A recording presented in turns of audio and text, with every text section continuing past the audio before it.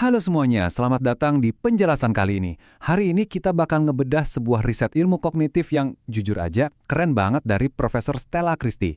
Kita bakal ngebahas gimana sih sebenarnya kecerdasan manusia itu dibangun dari sejak bayi baru lahir sampai gimana kita bisa ngebekelin anak-anak buat bener-bener unggul di era teknologi modern sekarang ini. Nah, coba deh pikirin pertanyaan ini bentar. Apakah bayi itu benar-benar lahir ke dunia sebagai sebuah kertas kosong? Berabad-abad lamanya, kita sering banget nganggep kalau pikiran manusia tuh mulainya dari nol besar. Kayak, semua yang kita tahu itu murni dari apa yang diajarin lingkungan ke kita setelah kita lahir. Tapi, apa iya? Sains modern setuju sama pemikiran ini? Yuk, kita cari tahu jawabannya bareng-bareng.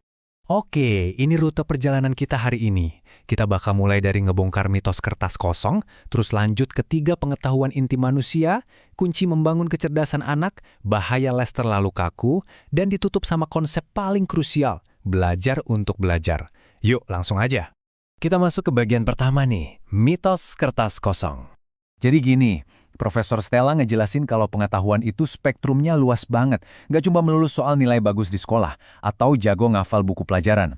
Kenyataannya, hal yang paling simpel aja, kayak pas ada ballpoint jatuh terus kita ambil dan mulai nulis, itu sebenarnya butuh kalkulasi matematika yang luar biasa rumit di otak kita.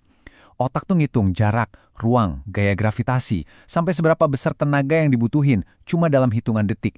Gila banget kan? Ini ngebuktiin kalau kapasitas otak kita tuh udah kerja jauh melampaui apa yang kita sadari. Dan ini ngebawa kita ke 2 cara pandang yang beda banget soal otak manusia. Dulu banget ada teori jadul namanya tabula rasa alias kertas kosong tadi yang nganggap kecerdasan manusia itu 100% bentukan lingkungannya. Tapi faktanya sains kognitif modern ngebantah itu mentah-mentah. Manusia itu nggak mulai dari nol. Kita tuh terlahir bawa modal alami yang disebut sebagai core knowledge atau pengetahuan inti. Lanjut ke bagian kedua, 3 pengetahuan inti manusia. Sebelum bahas lebih jauh, apa sih sebenarnya pengetahuan inti ini?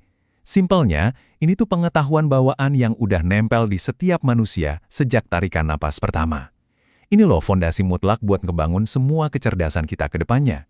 Ibarat HP atau komputer baru, ini tuh semacam operation system bawaan pabrik, yang nanti bikin kita bisa install aplikasi pengetahuan lain pas kita makin gede.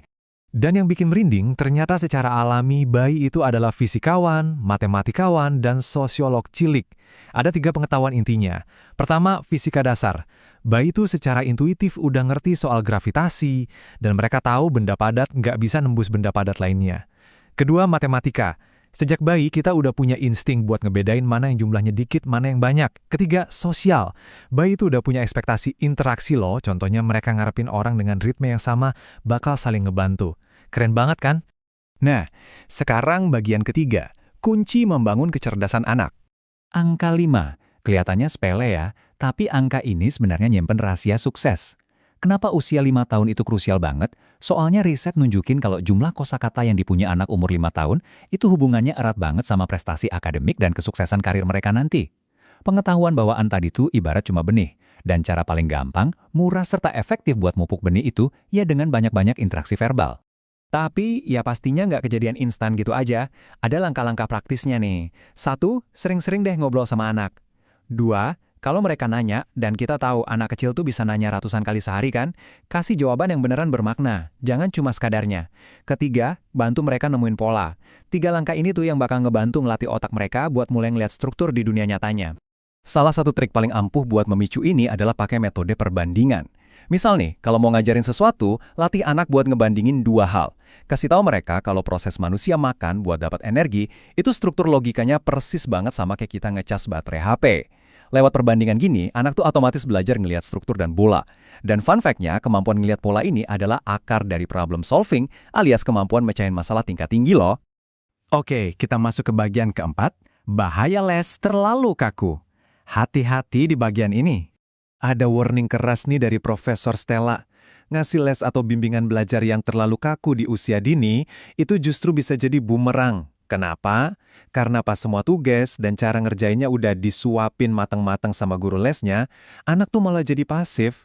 Mereka kehilangan kesempatan emas buat ngelatih otak menstrukturkan pikiran mereka sendiri. Kalau kita yang mikir terus buat mereka, secara nggak sadar kita tuh lagi bikin lumpuh otot kognitif mereka sendiri. Terus alternatif alaminya apa dong? Jawabannya ada di hal yang paling disuka anak-anak, bermain.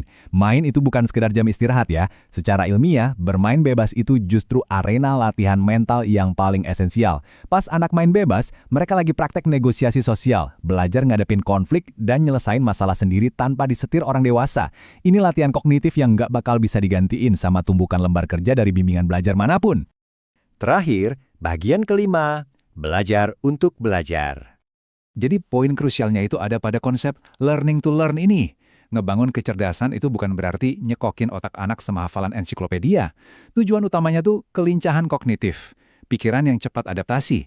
Ini nih senjata rahasia yang bakal bikin pikiran manusia nggak gampang digeser sama artificial intelligence atau AI di masa depan. AI mungkin bisa ngalahin kita soal nginget data, tapi manusia yang tahu gimana caranya belajar hal baru bakal selalu nemu jalan keluar. Sebagai penutup, coba deh renungin pertanyaan provokatif ini.